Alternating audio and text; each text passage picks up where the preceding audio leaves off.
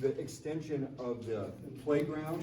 It's a high-end playground. It's not some of the playgrounds that have been installed in the past. This will be well built in here.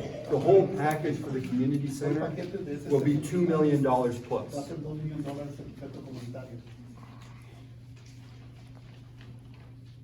And that gives you a feel. Honestly, inside, you'll get the feel of everything that's rustic, really wanting to bring in a high-end, attainable lifestyle to these communities. Inside, inside the community center, you also have a study room. The study room is because we know that a lot of kids in their homes don't either have computers or don't have Wi-Fi to complete their homework. So we've tried to listen to every need in the community, and we've tried to address it. If you see that there's something that I'm missing, I'm all ears to meet that need and make your life better. Let's go to the blue slide. As you can see, let's just stop here. This is a project that's in Irving. We don't do regular skirting. We do stone skirting. We might do some metal skirting. We also use a concrete termination piece to avoid, just with the regular common sense, weed eater type of effect, so we can keep it clean. On these projects, we mow all the grass, we care for all the trees, we do all the exterior maintenance of not the home itself, but of the property itself. This gives a little view of how beautiful the homes are on the inside, mimicking traditional residential housing.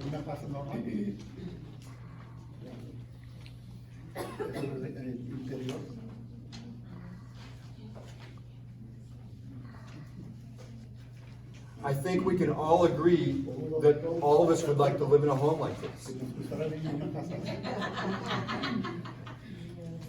This is the base for the manufactured home that it sits on. So you can see with the road base and the concrete perimeter how it works. In some instances, we also put in a shed that we maintain and take care of, because we all know that people have stuff for the outside that they want to put inside the shed. This piece, this map, is relative to the I-20 Lawson-Lasseter corridor. Where we are currently is approximately 7 to 8 miles this way. In fact, I think it's 9.1 down here. We're on the very edge of the Kleeberg Riley location. This is Mesquite here to this side. This is Seagoville approximately from here this way. The yellow represents the proposed zoning. The orange represents what we already own, and its current zoning is already entitled for manufactured housing. The green represents a potential retail site. Let's go one more to the blue slide. This blue slide represents, this line represents the majority of manufactured housing. You can see what we already own is part of a donut that's surrounded by manufactured housing.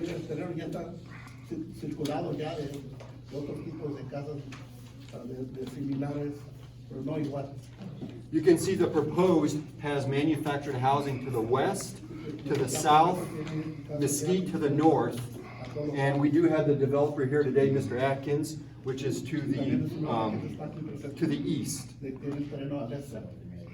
This piece here will be single-family homes. There'll be approximately 7,500 square foot lots. The statements have been made that we have too much manufactured housing in this area.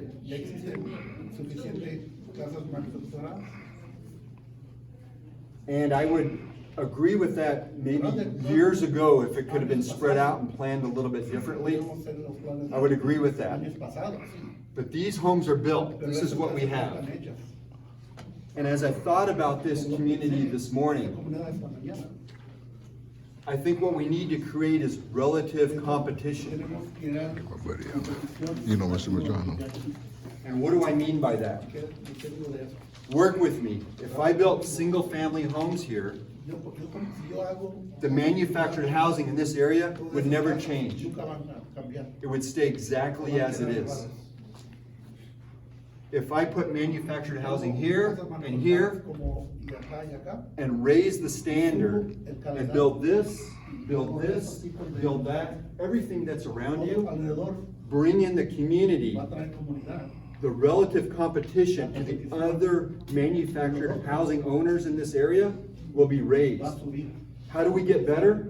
Competition makes us better. Competición nos hace mejor. Once we build the higher end product, the other communities have no choice but to raise their standard. Casas, va a subir Because la calidad en ese área. this person will move from here, or even the community I already own will move into a brand new house. Their other house will become destroyed and a new home comes Van in. a ser una nueva casa. If this becomes residential housing and this was left alone, what gets built? Residential housing gets built. Cada residencia más, It's at $250,000 would be a potential sales price. cada And over time, and I think you can attest that being part of housing and knowing housing, that will become rentals. Here's why. Interest rates are so low, the investor comes in, he buys the single family home, and he rents it. So instead of having one landowner here that manages, maintains, controls, keeps the upkeep of the pictures 10 years from now, it will disintegrate because you'll have too many landlords. There's no reason even now, if you built 50 homes here, somebody like myself would come in there and buy all 50 homes and rent them all out. Interest rates are that low and it makes that much sense. He can be in there for $1,000 or less a month, and he rents them for $1,500. He makes $500 per house. We are here to provide a community. Of course, we need to make money to maintain the facility. We're here to provide a gap in between apartments and that single family home and provide ownership in there. And we do that by, we are the bank. So we'll help you qualify because we'll qualify, you qualify through us.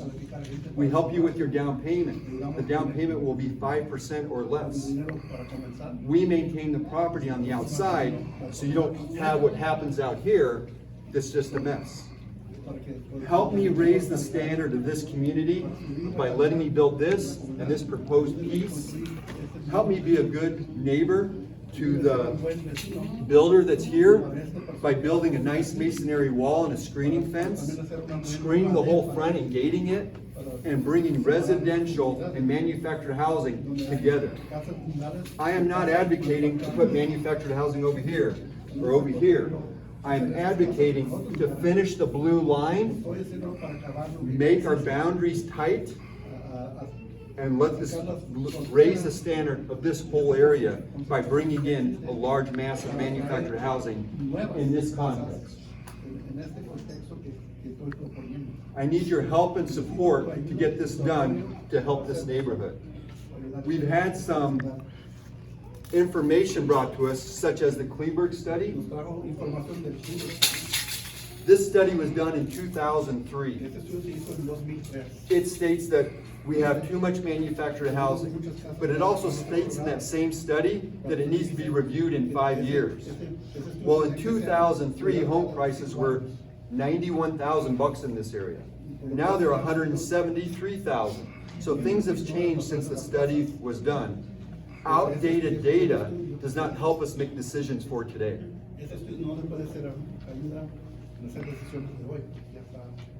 We've also heard that 85% of all manufactured housing is in District 8. This is just a piece of District 8. This red line shows all the residential. The blue line shows the manufactured housing. We did a little math. We might not be 100% accurate, but we think District 8, which is 58 miles square, has 25% of manufactured housing, not 85%. You have 85 in this area, and it may be 25 in the district, but it's 85 85% of this particular area has been identified as manufactured homes and or trailer Of parks. Kleeberg or of District Eight? No, Kleeberg. Okay. Thank you. So 85% of, Kleeberg has been. I see, so if you just take the Kleeberg section, I see, okay. Ok, más del área de Kleeberg nomás. Let's go to the next slide. We've also heard about crime. Hemos escuchado de Kleeberg. Crime slide. So we did the last 6 months of crime for this large area. The proposed zoning's right here. Donde están las propuestas son cambios de zona. And this crime is scattered all through here. It's scattered every single bit of here, from murder right up the street to, carjackings and so on. But you can see there's not this is where most of the manufactured housing is. It's not like it's all centered right in there. And we do believe by having a controlled community, security on site, we can help, and by screening our residents, that we can really make a difference in that. For crime, we have license plate readers, we are gated. Everything off-duty police officer will live on site, trying to keep the crime of any neighborhood under control. I drove by this morning next to Stark and Lassiter, and I noticed on one of the residential housing developments, they have a motorized camera that's watching the residents come in and out. There's obvious that there's some sort of crime that's going on, or else they wouldn't have the cameras there. We will have that already situated. Let's go back to.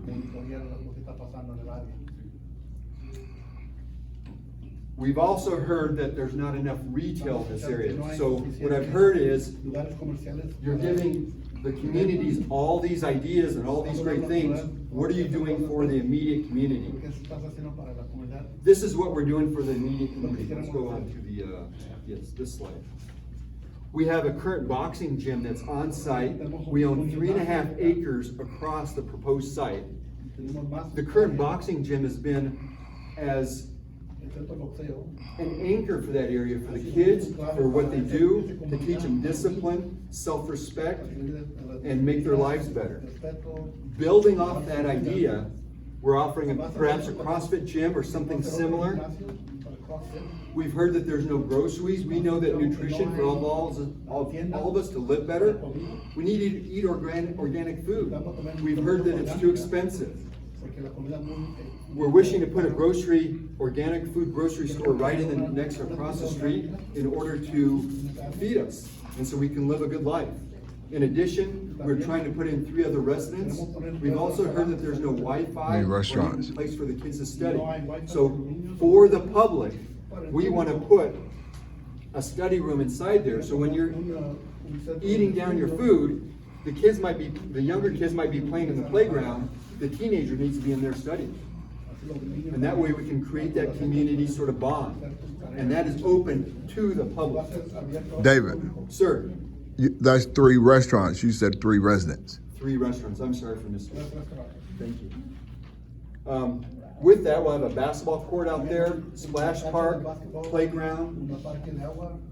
And we're open to something else that you see that this neighborhood might need. 3 other retail centers.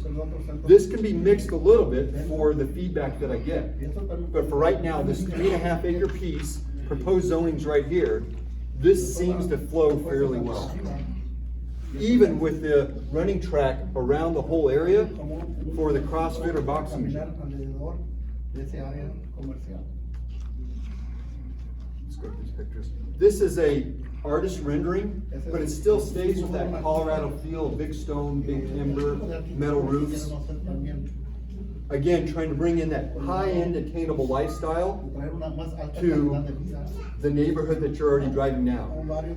There's no reason that you can't have the gym, the country club, everything that I take for granted. There's no reason why you shouldn't have them. And I want to build it for you.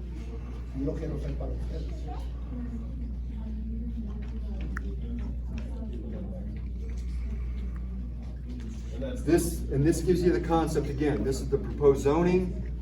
This is the retail. This is the existing. This will be approximately 443 sites. This is going to be residential. This would be residential. And I think this will finish the blue Esto line. va a acabar la línea azul por casa con I need your support to help me build this. I can't get the support without the zoning. The amount of money here, total, without homes, will be close to 60 million bucks. We're not a big company.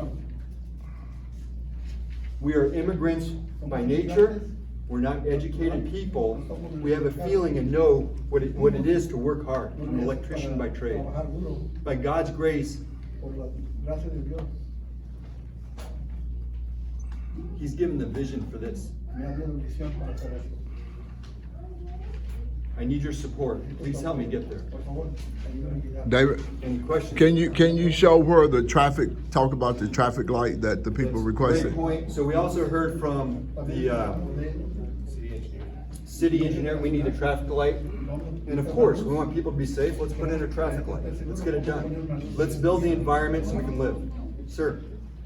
So maybe total So this, on this proposed site would be 261. What about the rest of them? Because you have more sites. So these sites are already entitled. This piece would be 443. Okay. And we do believe that that's necessary to support this retail piece. Yes, ma'am. So these two-story ones that you have here featured here, I went on the tour with you, so I've seen your project. Yes, ma'am. So we know each other well. Yes, ma'am. I've seen it. How much are these go for? How much do these go for? These two-story, Right, so the pricing between the two-story and the ones without the garage, the pricing for the house itself will be the same. The elevated price will come in the lot rent for this lot because you're getting an 18 by 48 foot garage. So those prices, we're still working on our economics, but in the general price and below will be in the 1,250 and less. so, I'm sorry. Go ahead. When we first talked, you didn't have any plans to put these two-story ones there. And you said, well, we can do a few. So how many of these two-story ones are you proposing to come in this area? Let me answer that question, see if we can get there. And I'm so happy you're asking it, because I'd love to feel your feedback on that, because that percentage can definitely change. Two stories, it's 49. 20%. So 50 of them. Yes, ma'am. I got a lot. Okay. First question. You said, so we're having manufactured homes that are wrapped. So you could have, okay, let me put it like this. I have been to several of these manufactured homes, mobile homes, whatever you want to Retail call it. centers, or have you been to the plant? We're talking homes, I'm not talking about what we can shop, we're talking what we do. So, and I've looked at them, and I'm sure when they all first started, they all looked nice. But as time went on, we see what they look like. Now, my dad had a mobile home, a manufactured home. It was nice. But as years went on, it deteriorated. Nothing like a house with a foundation and everything, you know, things like that. What's the difference with your manufactured home than what is out here, down here on 175 and Star? So years ago, they're greedy. They're still greedy today. There's good manufacturers and there's bad manufacturers. At that time, some of the walls on some of these homes were only 2.5 inches. And this is how greedy they were. They put metal siding, they put 2.5 inch wall, no insulation, and 1/4 inch sheetrock, and ship it down the road and try to sell to everybody. So yours are gonna be built on site? Our homes will look nothing like that. Our homes are built, well, Will yours be built on site? no ma'am, the best way to build a manufactured home is to manufacture it just like a single family home. So these homes are single family homes. They have 2x4 walls, they have sheetrock on the inside, they're built the same as a residential home. The difference between that house and a residential home is zero, except for the foundation. And it's not built on site, it's built in a controlled environment. It's built in a manufacturing line, and the exterior, the roof, is no different than the house that's across the street. Okay, now, earlier you said that it would have a composite roof, but then Composition. a composition roof. But just a few minutes ago, you said it would have a metal roof. Right, so the metal roof will be on, we'll do a combination, we'll do these homes right here have metal, this community center, which is a residential piece, I'm gonna put a ribbed metal roof, which is more expensive than a composition roof, on this house. It gives it that Colorado effect, it gives it that rusted feel. It's an architectural design that helps make it, give it that rustic feel. Now, you also said, and y'all forgive me, I'm very inquisitive and I listen. You also said, all of us would love to live in a home like this. Do you? I did say, Do you? do I live in a manufactured home? Yeah. The comment, no, I do not live in a manufactured home. So. The that comment was is, false. but Okay. no, it's not false, because I think if we do take that picture, I mean, we can look at that picture, and it's a nice kitchen. Let's just be honest about it. It's a nice kitchen. It's a beautiful kitchen. The inside, I think, Ms. Robson, when we went to the plant, I think you were commenting on how large it was. I think you commented how beautiful the bathrooms were. I think you commented how I'd love to have this kitchen. No, that was me, but I'm not disputing that the inside of these things, they look good. Yeah, my dad's house is gorgeous. They do, but what I wanna tell people is you better be careful in approving this. Because these developers come in and they tell you, we're gonna do this, we're gonna do that, we're gonna put this in, and it doesn't happen. Right. And another thing, let's assume that he's gonna come in and do everything he says he's gonna do. There'll be another shady developer that's gonna come in and say, well, we have a populace of people that can't afford this. And they're gonna come in and do the bare minimum. So the city has done a very good job at preventing any more manufactured housing to come out here.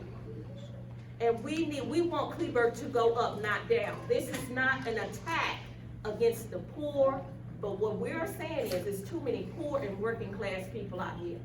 We want a mixed income community, because that is how communities can sustain themselves.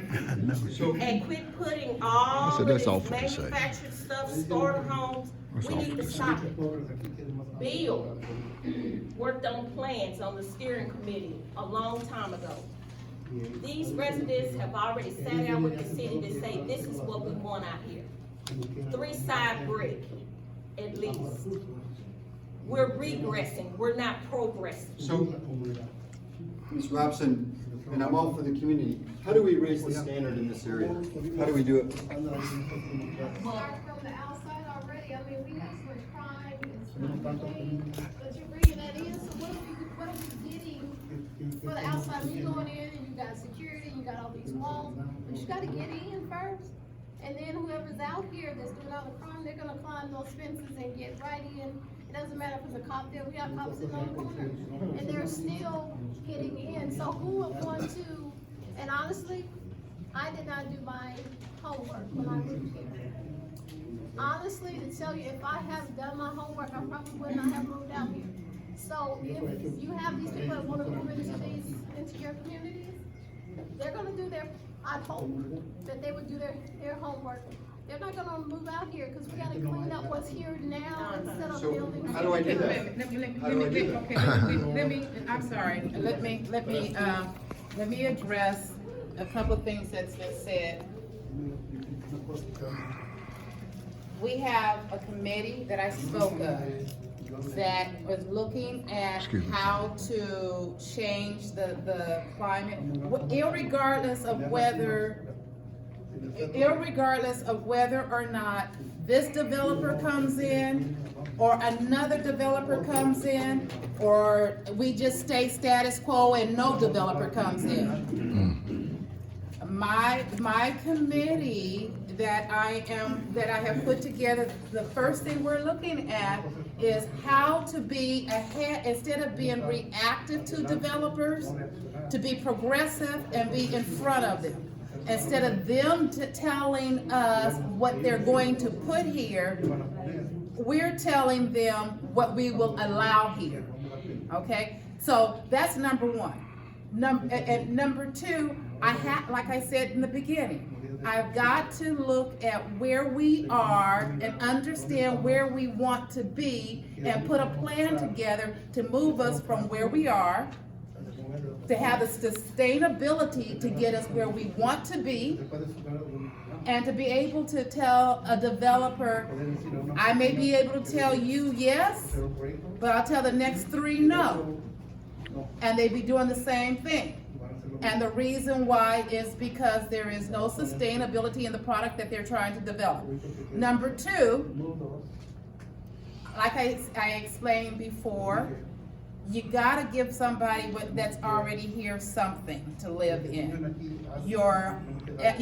What the economics here is, the medium income range is $41,000 a year.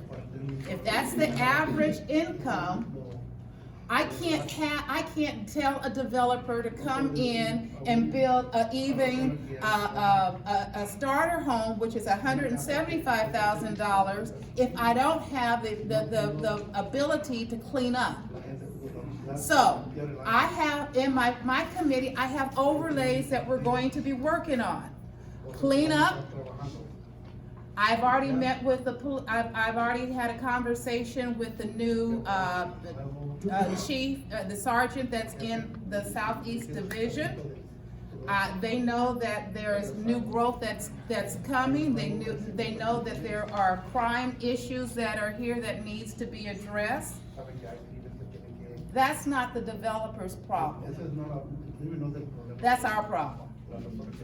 As the CPC commissioner, in order for me to tell you guys, this is whether you want it or not, this is what I have to do to get you where you want to be. And this is why I'm gonna tell this one no, and I'm gonna tell this one maybe so, and this is why I'm gonna say, okay, we reached our saturation level, and we're not letting anything else like this in. But I have, as your zoning and planning commissioner, I have to look at more than one thing. My first responsibility is to the community. Then my second responsibility is to the District 8. Then my last responsibility is to the city of Dallas. If what we do is negatively going to impact the district, the community, the district, or the city, I'm gonna tell it no. If it's something that you may not even want, but it's gonna positively impact the district and the city, I may have to say no to what you want and yes to what you don't want. I don't know. That's why we're here, is to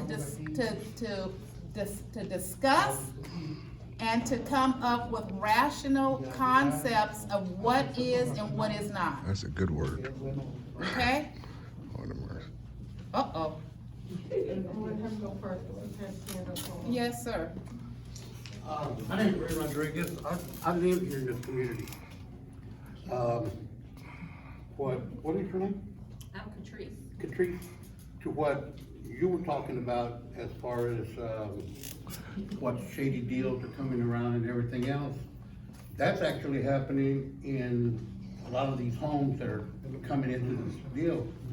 What this man is proposing is the people that are already living in these manufactured homes.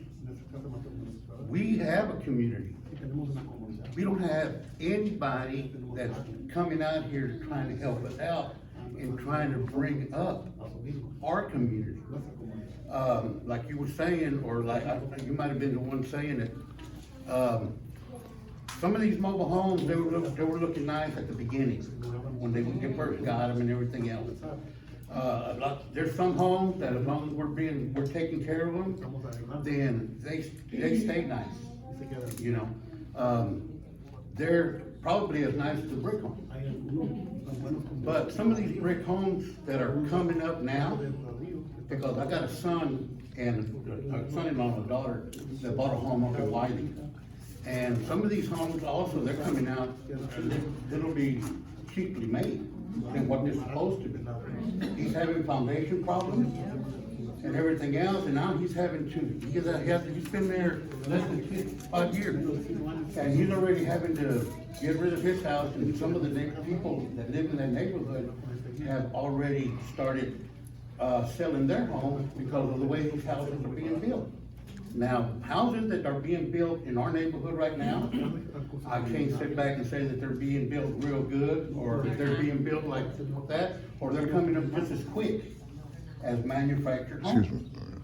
What this man is proposing is to try to make an opportunity to these manufactured homes to try to get them to be a little bit more stable, a little bit more upgoing and everything else. Because we've done quite a bit in this neighborhood here. The man that got the gym, it was an old garage, it was a car repair place.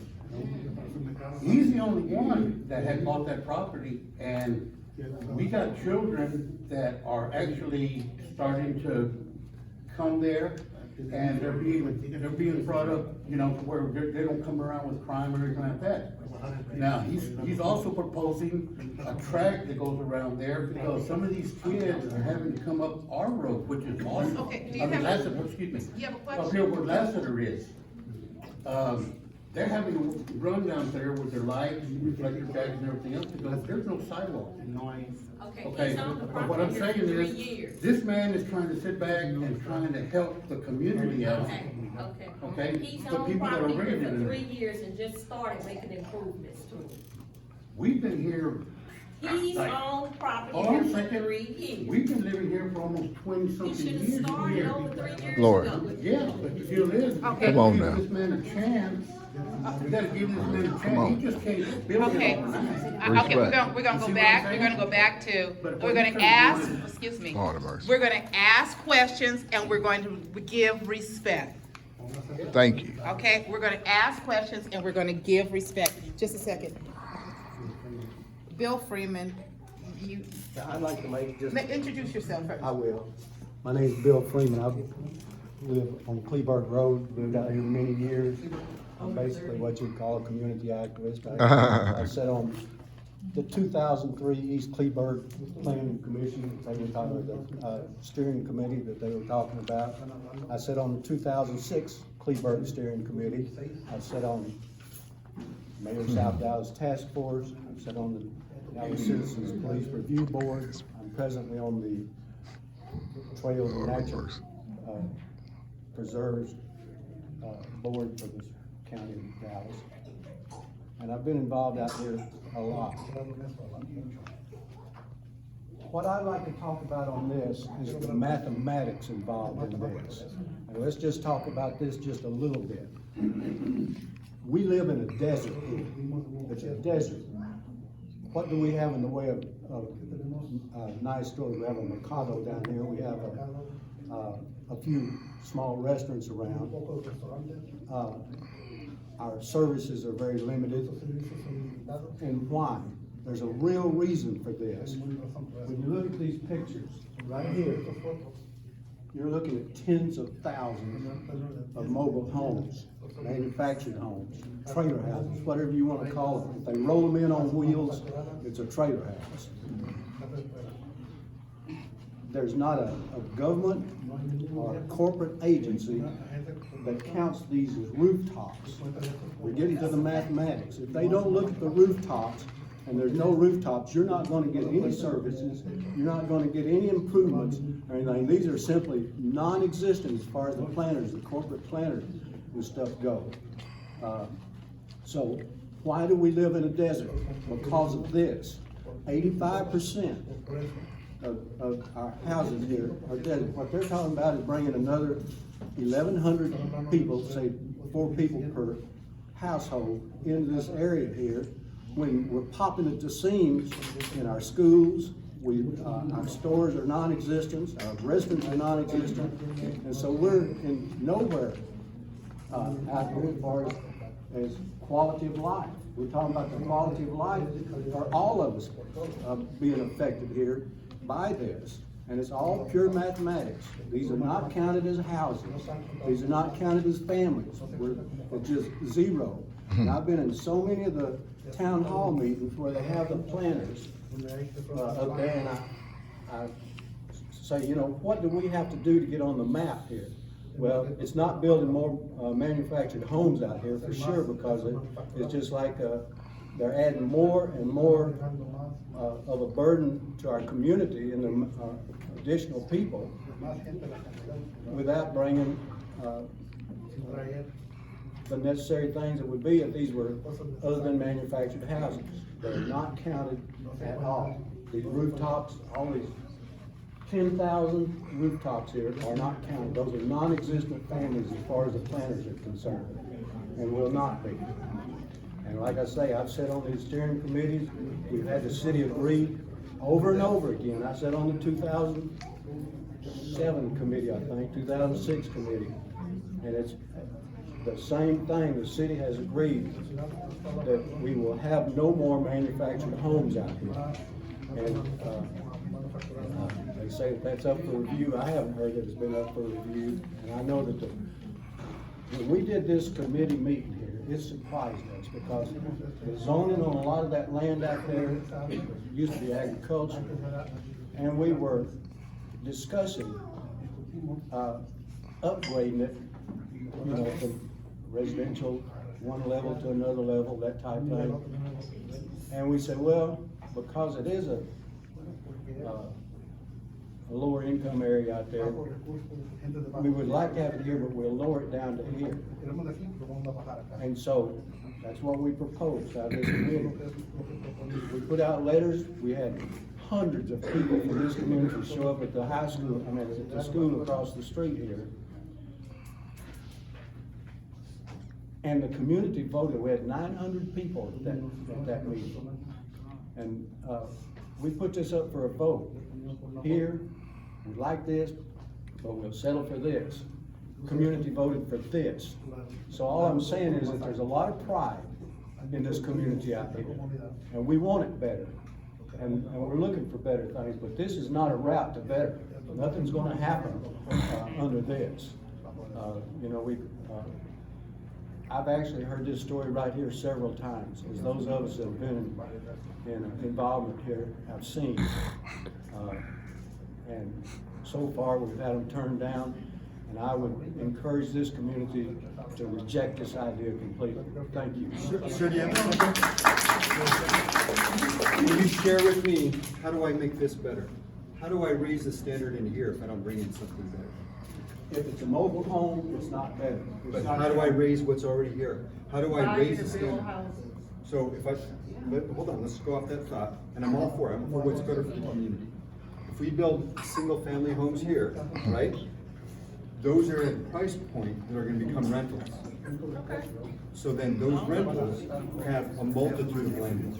But if it's a $250,000 house, and it does go up for rental, it's not going to rent for $1,000 a month, because that landowner has to pay the mortgage and have enough money to take care of the upkeep. So you will not have somebody coming in to a house that is $250,000 paying $1,000 a month. You'll have somebody coming in to a $250,000 house that's paying over $2,000 a month to live in that house. Thereby, that person is bringing up this area because they are people that can actually afford to bring up this area. Now, don't get me wrong, and I want y'all to hear me when I say this. I have nothing against people who, I understand working families. I came from one. I'm one of those that was over here in Kleeberg Villas. I have no problem with people having better. I want people to have better. This is not better. When you talk about, having high dollar homes, you're talking about bringing in people with higher standards. You're talking about people bringing in people that can make this area better. You know, I'm not saying that people, that people that, have low income jobs are not good people. I'm saying you wanna bring up the standard. You know, if you're talking about all of these mobile homes, and as, where's the gentleman that just spoke, said that they're actually not being looked at as residents or anything like that, we're not being counted, then that, what you're talking about bringing in is bringing in more people that will not be counted. I heard you say that, yes, you are being taxed. You're being taxed because you own the land. Not because, but if your house was, if it was a house. No. Both get taxed. Can I say something, I please? know you're getting taxed on that. Can I say something? Since the day started, since the year started, I started my view of life a little different. So when as a matter of fact, I'm a coach. I'm missing my daughter's tournament. She's a starting pitcher to be here because I actually care. She's actually lost her first game. She's crying because she needs me. But anyways, to get to the point, I started to think my year. I started viewing my life a little different. Started looking for solutions. So the way, if an issue or problem comes to me, I view it as okay, it's an issue problem. What's the solution?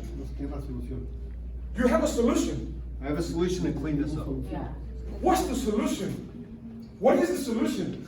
What is the solution to the issue? What is the solution to the city of Dallas low income crisis housing? What is the solution to that? What is the solution? Give solutions instead of more problems. I'm not saying you're crying, but you're arguing about the same issue. What is the solution? Let's give solutions instead of more problems. He has a solution. All right, let's hear solutions. I'm gonna hear more solutions. If you hear solutions, then you keep it positive. Y'all are coming in. I mean, there's so many a debate about That lady's had her hand look, up for a long time. I don't want investors renting homes there, because you know what happens with renters? More horrible people go in there. No, that's not true. Okay? Oh, no, that is a proven fact. But It's the a same proven thing fact. happens with the mobile homes. Those people can build. So because I live in a mobile home, I'm a mobile person? Man, I volunteer. Hello? Let me say what I want to say. Hello, wait a minute. I want us to calm down, so we're gonna count to 10. We're gonna calm down, and we're gonna speak again with respect. Hey. When I'm talking, guess what? Nobody else talk. That's right. I hear two ladies talking when he trying to explain. Hello, I'm talking, no one's speaking. I'm saying, I'm putting back down the ground rules. If we don't do it with respect, I will shut it down. But ma'am, I'm talking. I'm talking to her. Okay, I'm talking. Okay, I hear you. I feel your passion. I hear you. I feel your passion. I'm going to say, when you're speaking, you have a question. Unless you're presenting, you're asking a question, and the question will be answered. All right? Oh, okay. You know what? Thank you. Good thing. When you speak, say your name, okay, so that we know who we're speaking to. And if I may, I may be where you live too. Okay. I know you. They're not gonna give out their address. They're just gonna say. Well, I guess. Everybody that here is in Kleeberg. Yes, ma'am. Okay, right? Yes. Okay, so everybody. Okay, where are you? You're in the city. You're part of Kleeberg. Yes. Okay, it's not the name of the street. It's just okay. So wait a minute. You have a question. Go ahead and ask your question. And please, let me preface what my question is. If we already have all of these non-existent homes, when it comes to the city and what they wanna bring to this area, if it's already non-existent, how is bringing more non-existent homes going to benefit Kleeberg? How is it going to make them wanna bring us restaurants? How is it gonna make them want to bring us, grocery stores? How is it going to make them want to bring us jobs? I live out here in Kleeberg. We're talking about, bringing in jobs. I live out here, but I travel an hour to work because when I came out here, I was hoping that this area would come up, but it's not, it's still going down. So how is bringing more non-existent homes, and I think this is for that information. Can I help you? But how is that going to help us? Can I start with helping with the answers? I may ask, Ms. Crockett to help me out too, okay? When I said before, you're looking, we have to look at the median income of the community. This community's median income is $41,000 a year. That's the average annual income, okay? I need senator. State senator. I need state senator here to hear us. She may be a candidate, but I'm also saying she may be it. Okay? That's right. Okay, but. I was so chime in for a second, because I want to be clear. Just so you know, I live in West Dallas. I'm sure most of you are familiar with West Dallas, okay? And the area that I represent is West Dallas, as well as South Dallas and East Dallas. But South Dallas and West Dallas are currently in housing crises, period, okay? And I think somebody just said the word. Gentrification is a huge issue, okay? So what's going on? I agree right here. My model is not all high income. My model isn't all low income. It's mixed, but let me be clear, okay? One of the things that I really want to work on from a state standpoint is when you bring in that house that you're talking about, what happens is the people that have lived here cannot afford to live there anymore, and they end up displaced because their property taxes end up going up. That's because right. of the valuation. That's correct. Let me be clear. So one of my big issues is from a state level making sure that people are going to be locked in to their assessed values, because if you ain't done nothing to increase the value of that home, the only difference is you got a $500,000 something that moved across the street, so now you can't afford to live where your family has lived your entire life. That is a problem, right? When we look at why our homelessness rate is out of control, it's because of issues like that. So let me be clear, all right? I don't live here, so I don't plan to really chime in, okay? But it seems to me what's being offered is a middle ground. And my background is in business, okay? So undergrad, I was a business major. So seemingly what I conceptualize, and I don't know that this is the answer, so I'm just telling you, but here's the deal. Usually what happens is if there's something new that comes in and the people that already kind of live around there can afford it, right? It's the same price, right? So let's say I'm living in something and it's breaking down, it's falling apart, but I can go across the street and live in the new for the same price. What do y'all think is gonna happen? You gonna move to the new. Because it's the same price, right? So when you're talking about trying to get rid of what you don't like, right? It's not gonna be that I was living there, but now they put this thing that I can't afford, so I'm gonna go to the one that I can't afford, right?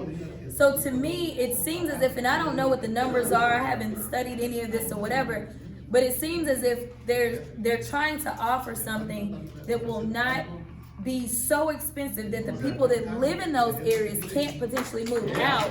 That's right. So if there's an option, and granted, it's theoretical. theoretical, but chances are it happens with apartments all the time, right? They go to the new apartment that costs the same instead of staying there, and then you're given an opportunity to do something else in that area. And let me tell you something, when you're talking about restaurants, when you're talking about gas stations, when you're talking about retail, that is for-profit big business. That is not the city at all.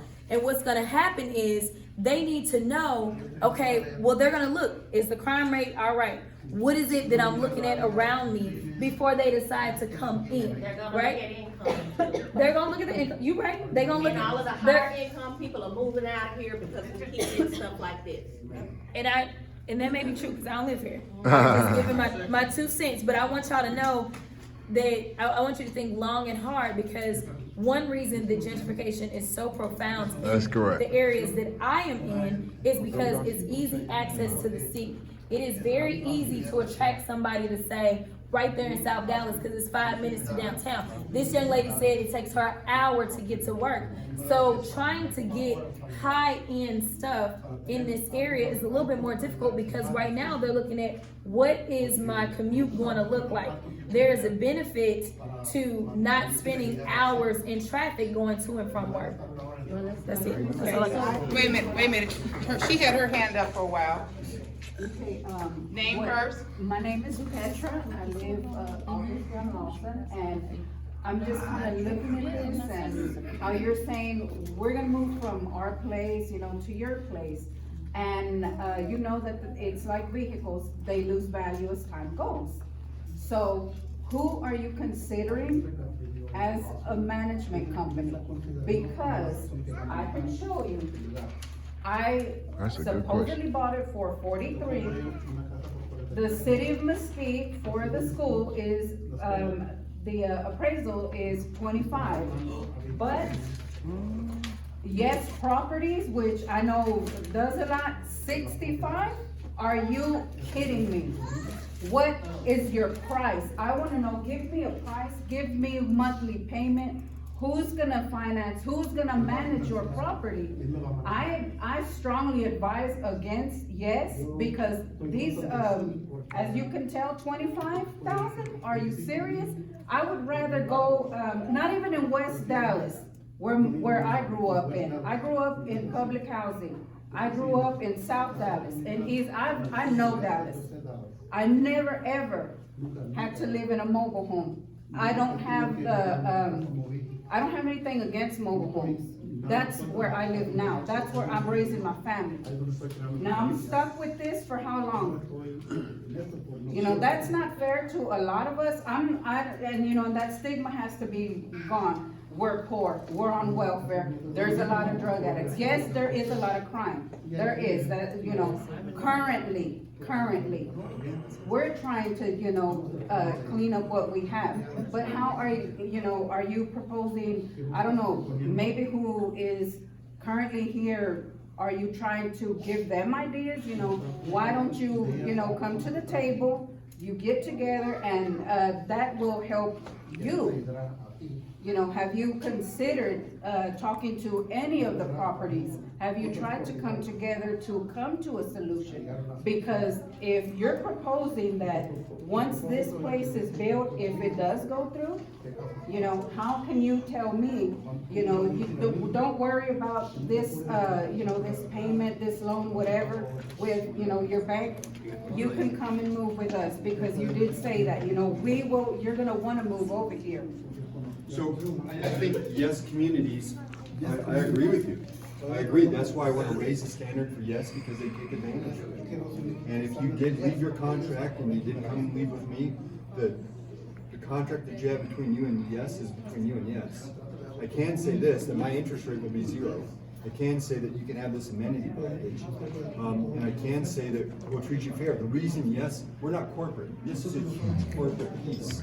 They're over leveraged, overpaid. They keep raising lot rent because they can go get more debt on it. So I think if We you are did, the management company. Yeah, we are the management company. We know exactly what it feels like. Okay, but what is your price range? So price range, so on a house like this will be 75 to 100,000 bucks for the house itself. This will be a 15 to 18 year note. 0 interest.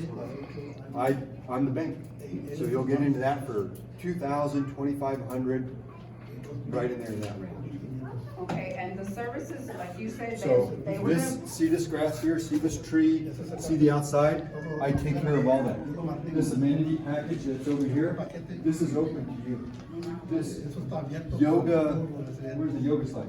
You're out here doing yoga and you're going to the gym, this is all part of your lot. So this again is the bridge between apartments and single-family homes. What do you get for not owning the land?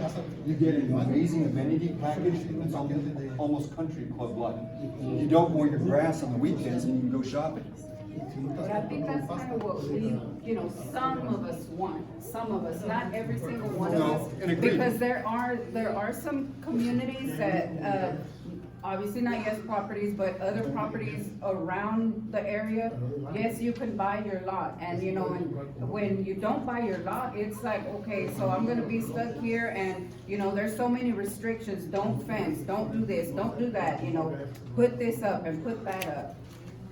So that's kind of the thing that we have, that we don't see that we have any opportunity. It's more like, okay, so if you're gonna get an eviction notice, guess what? Take your trailer. Where to? We're paying for rent. Like, really? Ms. Blair, do you want to pick the next person? Well, Mr. Smotherman's had This lady's had her hand up a long Smotherman, time. I'm gonna go. I'm Michael Smotherman. I was appointed by your council to represent your district on the permit and license appeal board. Almost anything and everything you do in the city, you have to have a permit or a license for. And if you're denied, then you have the opportunity to come to my board and we can override the city council's decision. Having said that, looking at the map, let's say you build in the yellow section and 50 or 80 in the blue come into from the old and come into the new section of the yellow. Let's say you got the yellow all filled up, you sold everything, you're sold out. How you gonna get those other 10,000 people out of that blue area? Sure, so I think, it'll be by attrition, so we can only do what we can do, you only have so many homes. So I think, doing better, whether it's 10, 15, 20% is better than what it was. Raising the standards of this will make, yes, communities re-look at this, re-look at their amenity package, re-look at their homes, maybe raise the standard as far as having a new home exchange program, something like But that. how many did you say you had in the yellow section? Yellow's 261. Okay, but then you got 10,000, so 260. So I don't think this 10,000. Okay, let's say not 8,000, I think it's more like 7,000, 4. even 5,000. Okay, I'll go 5,000. So this is, so we're, yes, no, this is no. This is yes, yes, yes. He owns all the blue, right? No, I don't. No. Oh, no. We own this right here. Okay. He looks the orange and the yellow. Okay, so still my question is, how are you gonna get the blue people to move out so that you can upgrade that area there in the blue? Just like Ms. Crockett said, they want the same, they can go same new. But you only have 200 and something. 261. But see, that has, let me interject. Yeah. Something like Ms. Crockett said, that also goes along with gentrification. That's correct. Replanning and rezoning. So if they move out and it's not, and it's not maintained and brought up, like I said, our committee, and you're part of the committee, one of the things we're gonna look at is how do we clean up? We can't do it all tomorrow. It has to be a layering effect. Some things are gonna be gentrified just because that's the nature of the beast. Some of the things has to be planned because that's what we do in order to make our area better. So you have gentrification, you have planning. Every month I go to LA. Every month I go there for a week or two. And believe it or not, the same problems we're discussing here is happening there on a larger scale. Okay? When we talk about homelessness, we don't have the homelessness that they have in LA. I know that's right. But we're getting to it. Okay, so when I said that we have to have a plan, we have to have an idea, we have to allow some things we don't want to get some things we do want. We have to deny some things we do want in order to clean up what we don't want. What does it look like? I don't know. There is no silver bullet. There is no magic wand. There is no wake up to tomorrow and it's That's correct. different. That's correct. I Thank you, don't know. What I can tell you is, as your commissioner and your CPC commissioner, I'm hearing you. I will make the best decision I can based off of what I hear you guys tell me. Okay? That means somebody's not gonna get what they want. Now, let me also tell you this, and part of the zoning plan is, and what something I'm learning is called SUVs.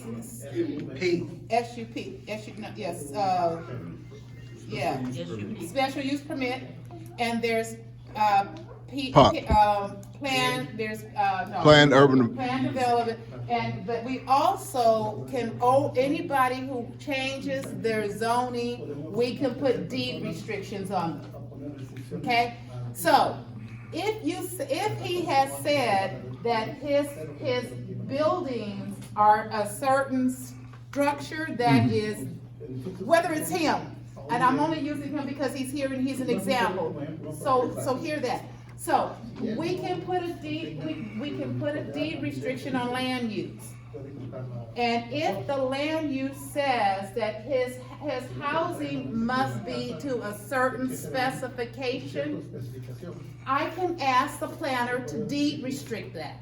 That if his house does not have the specifications that he has promised, then you can code him right on out.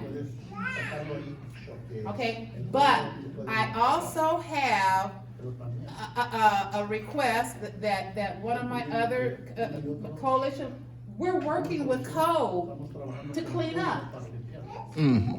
Okay, so if you have areas that need to be cleaned up, we're hearing that. But I'm also working with my city council to say, this is a lost community, what are you gonna do? And he's hearing that too, but there's no one who has the magic answer. So, this is a start. I don't know what the answer is. I'm hearing it. What's your question? My name is Eric. I just want to add to, the solution to the problems that we're bringing up here. Just like David was saying, he's trying to set the standard for all the mobile home communities, trying to make all the mobile home communities get on the same page that he's trying to propose into here. There's a lot of mobile home communities with management companies that aren't that good. They're pretty bad.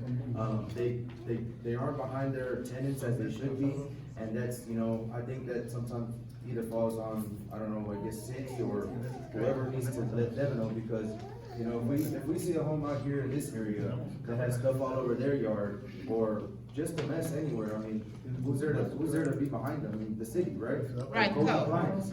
So, in those properties, these mobile home communities, he's gonna set the standard. From what I'm seeing, he will set the standards to have all these managers, all these management companies, get behind their tenants, and start, as soon as possible, get behind them and, let them know, hey, we need to make it look good.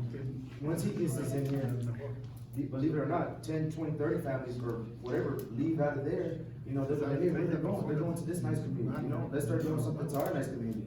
They'll leave homes that have been there since the 80s, 90s, and most of those homes will need to be torn down, new homes will be in there. And I just think it's a really good idea to make the community look way better and Let me also say this. In last Thursday in commission meeting,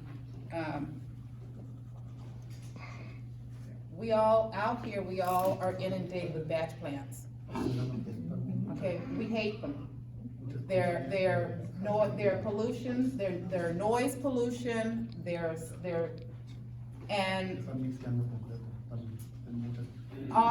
and almost unanimously, we had a new batch plant that was approved. It's not in our territory, before you guys go start throwing rocks at it. It's not ours, but what I'm saying is, there's a new batch company that is a new standard. That has, I'm actually gonna go take a tour, because you know what, if I can't get rid of the batch plants, then I need to be able to code them out so that they have to do it differently, which means they will spend millions of dollars to upgrade their batch plants. But I'm saying, I can't, you know, we have, in District 8, we have Shingle Mountain. Okay, and it's taken forever to get Shingle Mountain gone. We have what's the name? Lane plating. Lane plating, which is another bad operator in our district. We have more bad than we have good. The question is, how do we move from all bad or more bad to more good? And I don't know what that answer is. I'm listening to you, but I know that there is a different way of doing things that we all have to appreciate, whether it's what we want or don't want. Your question. Your name. Rebecca, I live in Orange Square. If your plans don't work out, who is gonna go in there and buy that? Is it the people who are gonna bring houses? And if so, what is gonna happen to all of those families that live in the blue and the orange? Because they can also buy the land that the mobile homes are on and make those families move out, and then we are all displaced. Well, okay, the land that we're talking about is zone agricultural. Right. Okay? So right now, the only thing you can do in that land is agriculture. Right. Okay, unless somebody else comes in with a new zoning request, okay? It will probably happen if he doesn't get what he wants to do. Okay, and you're absolutely correct, that is absolutely correct. Okay, and believe it or not, I have more things that you don't want than the things that you do want. So, I don't know if this is what he has, that is agriculture and it's zoned for manufactured homes. And okay, let's say it goes through, then he does what he's doing. I can deed restrict him, or but let's say it doesn't go through, okay? Then whoever is up next will come in and they'll either have the same plan or a different plan. And I start all over again, okay? So, but you own this right here. Okay, this he already owns, okay? This is already zoned manufactured homes.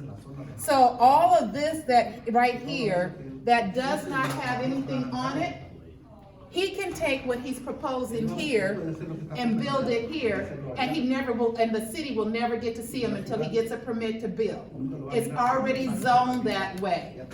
There is nothing I can do to stop him. There is nothing anyone in here can do to stop him. This right here that's already existing, if he decides tomorrow to tear it all down and build this, what he's proposing here, he can do it tomorrow. And only thing he needs to do is go to the city and get a permit. And guess what? He's gonna get that permit. Because he already owns the land, it's already zoned appropriately, and he can do whatever he wants with it. What he is proposing is to increase his footprint and to increase his zoning footprint so that he has this and this. And from what I can see, it appears as though what he has here, he could conceivably fit it in here. Okay? And if he decided to do that, shame on any of us. We don't, okay, now he has deed restrictions for this property here. In my opinion, is not satisfactory enough in order to give you the security that you're looking for. I pulled it up, I looked at it, and he don't know before he leaves here, we're gonna talk about it. Yes, ma'am. Don't forget the retail, don't Okay, forget the flipping next to it. but let me talk about retail. I don't necessarily agree with retail, and the reason I don't agree with retail is because the income base can't support retail. You get, with them, what you get is retail, that you get 99-cent store, Dollar General, and that becomes your grocery store. What I say needs to happen is something to provide education in order for you to get a better job, something that gives your kids tutoring for those that need it. But more importantly, what you need is medical. There is no medical facility out here. So if you want medical, if you want to go to the doctor, you gotta either go out of the city of Dallas, Mesquite, or downtown Dallas. Am I right? Okay?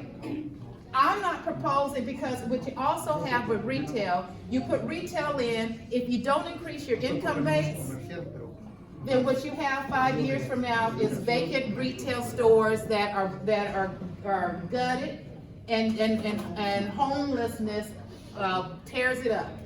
So you have a new type of life. So if he's hearing what I'm saying, I don't want retail. I want medical, and I want something that betters the community. Okay? All right? No, someone back there had a hand. Yes. Names first, please. My name is Naomi, and I'm 22 years old. I kind of just had more of a comment than a question. I live right here in Seagoville off of Paul Street. I'm currently living with my in-laws. I just wanted to say that I really like your idea, mostly because we're looking to move out now. We've been living with my in-laws for about like 6 months now. I really like this idea with the newer mobile homes and everything, because I feel like it's almost the same as renting an apartment. We're basically going to be paying the same thing, but with this we have the option to own. So it's more of like a home than an apartment or something temporary, because I'm renting to own. I can own my own home. Sorry. At a young age, and it's really difficult right now for us to be able to move out because housing is so expensive. We'll be paying the same thing for an apartment than we would a mobile home. We can actually own the mobile home and it could be ours. And I do see it as an opportunity. So if maybe in the future we want to sell or rent to other people, it is also an option for us. So I just wanted to make that comment that it would really help out, not low-income people, but people who don't make enough money. I make $10.50 an hour, and I know people that are older than me that don't even make that much. So I just feel like people are saying, oh, crimes and low-income people have more crimes, but I'm sure they have background checks, applications they have to fill out, and people have to be looked at to be able to move into these homes. So it's not so as bad as to crime moving in, because they do have rules and guidelines and applications and background checks they have to go through. So people have to do these steps and make sure they can sustain the home and keep the home the way it is supposed to be. And I understand what they're saying as hiring the standards. Somebody else can come in and rezone it into apartments, and it's going to be the same thing. But with this, I feel like it is a lot better for people who are income restricted. All right, thank you. Thank you, ma'am. Peter. I'm sorry. Oh, I'm sorry. No, well, okay, go ahead. Thank you. Kelly. Lorie Freeman. I live on Kleeberg Road. I've been here over 30 years. Excuse me, Lorie. Sorry. And I had a newspaper in Pleasant Grove for a while, and one of the problems that Balch Springs had was that it had no way for people to move out. People came in there, it was a starter community, in little houses. People want to do better, they left. They were gone, so you had no continuation of community. The community just dissolves. It just, so, you know, you need to have places where people can move up in the community, okay? So you start out with a small home, live with your in-laws, whatever, and then you move up to something better, and then something better, and then something better. But, you know, everybody leaves, you know, Palm Springs is still in a pickle because of that particular situation. And one of the reasons I know that we moved out here is because of the trees, the land, and, you know, there's a new development going in over on Seaville Road, it is in Seaville, they mowed down all the trees. So what sets us apart from people in the city? Nothing. You're gonna have more concrete, you know, which creates a huge water runoff, which creates big drainage problems. So, you know, there are a lot of things that you have to consider. Kleeberg has a library only because the citizens banded together, marched to City Hall. The library was the criteria for a library is the level of college education, in the community. We failed. It was sad, but there's schools right there, and we couldn't get a library. We have a huge community, we have schools, and we couldn't get a library. Until they marched on City Hall, we finally got a library.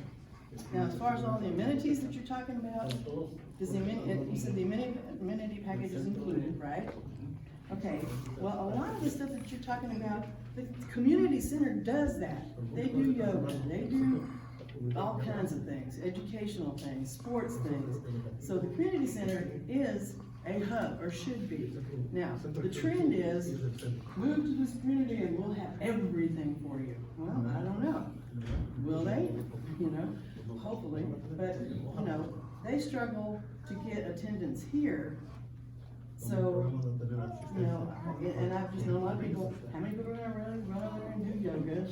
You know, I don't know. At any rate, one of the things that you did mention, you said, well, see over here where they're gonna build single-family homes, I could come in there and buy it all up, and I'm like, God, I wish I had the money. You know, that'd be great. And then you said I could rent them all out. So what's stopping you from buying some of those mobile home parks that are bad and improving them? See, Dallas has a reputation, you know, mowing everything down. Nothing stops them. A single family home that somebody's living all their lives. I have a business in Dallas. I'm very familiar with Dallas. They mow the home down and 100-year-old trees, and then they put a condo, 3 stories. Not for me, as a senior, I'm not gonna trip something down 3 stories. I'm not gonna, you know, what if you have kids? What are you gonna run up and down 3 stories? Oh, the kids are on the 3rd floor and they're crying, you know? So, you know, gentrification is happening. It's a reality, you know, but, you know, if you offer somebody enough money or a person that's lived there all their life in that little single family home, you know, the family's like, ah, just get rid of it. That's money in their pockets, so yeah, I'll sell, I don't care. But, you know, again, that's part of the community loss. You're losing your community. So how do we preserve our community?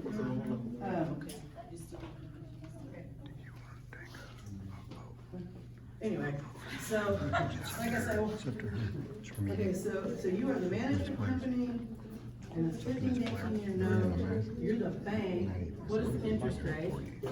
0. For how long? 15 to 18 years. How much is the payments? 0 interest. So on the house, would be anywhere between $350 to $450 each of the house.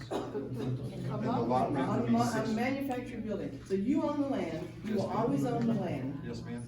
And so you can buy your manufactured home. And like she just said, what are you gonna do with it? If you wanna, say you want someplace different, you don't like all the neighbors. That's better than living in an apartment, I would think. Better. Well, okay. Where 100% of your money's going Better. to rent. Okay, that's relative. How much did you say the lot? Okay, you know what, we only have, How much do you pay for the lot rental? It'll be between $600 to $700. Wow. Yeah, you don't Okay.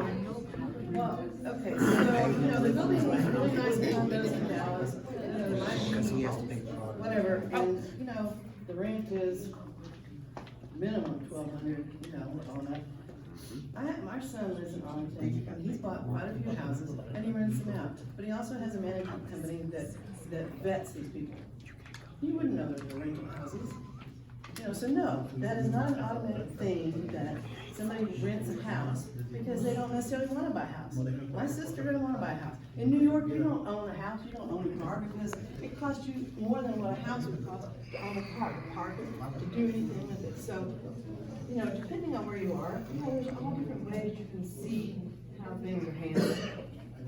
But buy some of that property and improve it. Okay, wait a minute, we only have a few more minutes, so I'm gonna ask, if you have a question, make it a question, not a dissertation.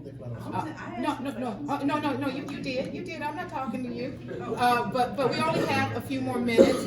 I have a few more people that have asked me for questions. You haven't seen him because he's up here and he just gets my eye. So, he's been waiting for half an hour to ask a question. Go ahead. First, I don't have any questions, and I would like to make a statement. My name is Peter Johnson, Reverend Peter Johnson. I grew up working for Martin Luther King. I was sent here in 1968 by Dr. King. I didn't get here until '69. I would like to just appeal to your better nature. When this was brought to my attention by Doug and Anthony here, I listened because I went to jail in this city fighting against homelessness. I see it as a growing problem, not just here, but all over America. It is something fundamentally wrong with us as a nation, because we got people living on the streets in this city and all over America. Low and moderate income housing is difficult to find now. I look at this as a potential solution to low and moderate income housing. When I first came here, blacks could only live in certain parts of the city. Mexicans could only live in certain parts of the city. We filed the first lawsuits to force this city to allow you to be able to live any way your money would allow you to live. And we won those lawsuits. That's why you can live all over this part of the country. This didn't come easy. It came from years and years of struggle and litigation and fighting to get this done. I would hope that you would see anybody who want to build moderate and low-income housing, whether or not it's manufactured homes or home builds from the ground up, to help deal with the 20,000 houses we need in this part of the country to deal with homelessness. There are children living on the streets of this city. That is fundamentally a crime against God and Jesus for us to allow that to happen. I support this because we have a problem with homelessness in this city. It has to be addressed. We ought not ignore it, just because we may have a roof over our heads. I'm sorry, I missed the word. Would you live here in this community, Brad? I live in the city of Dallas. Okay, you live in this community? I missed that part. I did not live in Dallas or Birmingham or Selma trying to change issues that people deal with on the, you know, Dr. King didn't live in Memphis. Here. So where you live is irrelevant regarding issues that confront people, especially homeless people.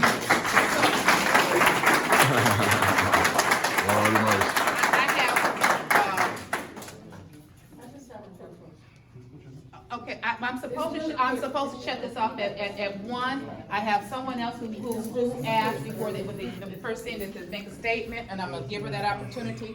I'm gonna let you ask your question, and then you ask your question, and then she's gonna speak.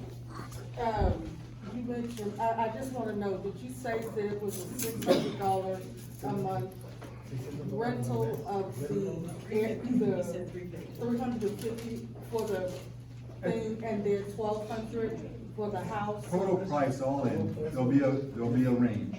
So it'll be anywhere from, say, 900 to 1,250, all in.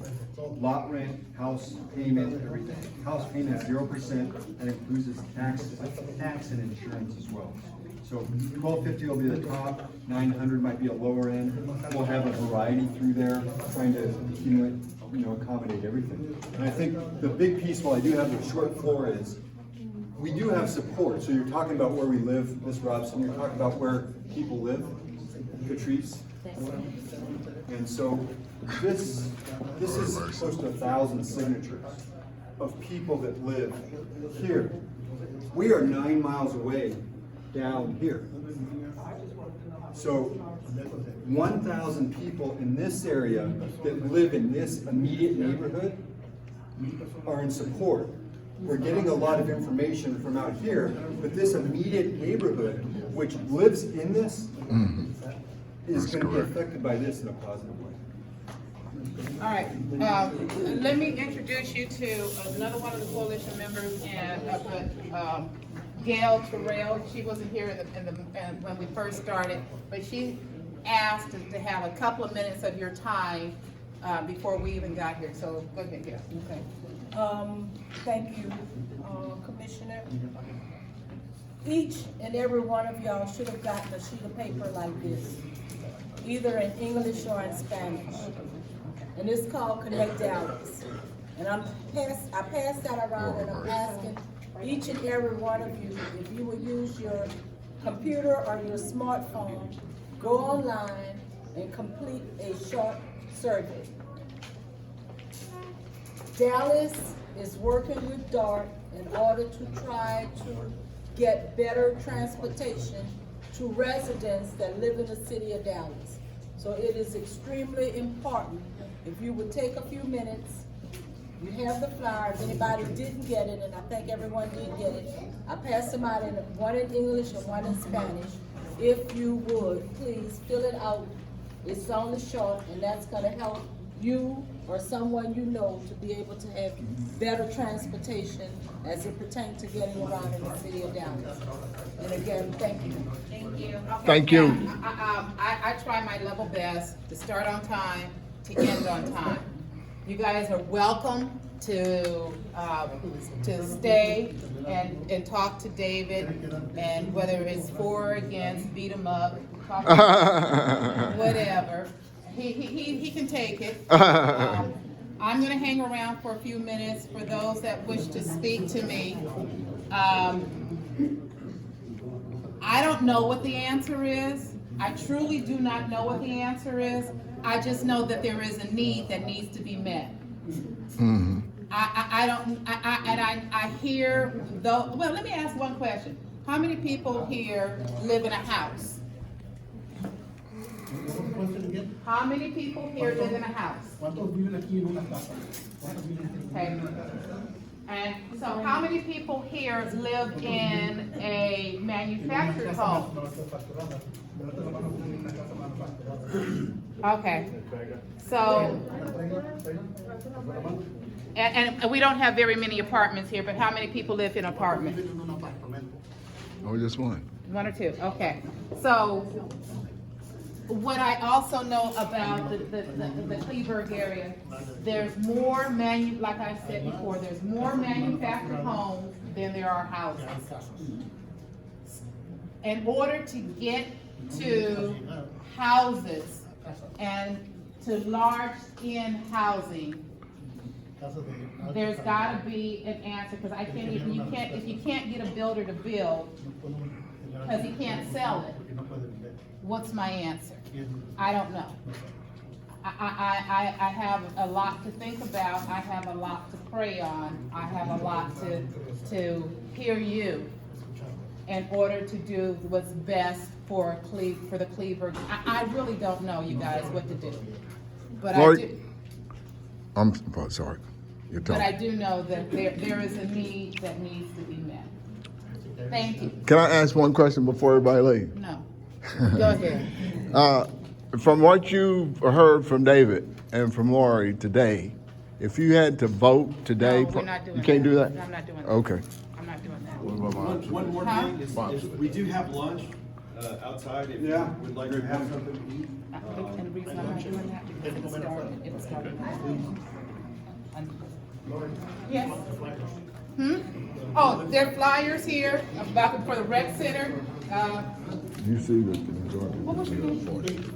David? Steve. First of all, let me say thank That's you what to I'm telling you. Steve for his translation. He didn't have to do that, but he did. And only thing he's asking that we do is pick up the flyers he has about the rec center. So if you will be so kind to pick up a flyer that he's leaving, I would greatly appreciate it. Yeah? When do you vote? You guys don't, I do. And he comes up, the date that he goes before the commission is March 26th. Mr. Bean's the landowner right next to us. Okay. Here.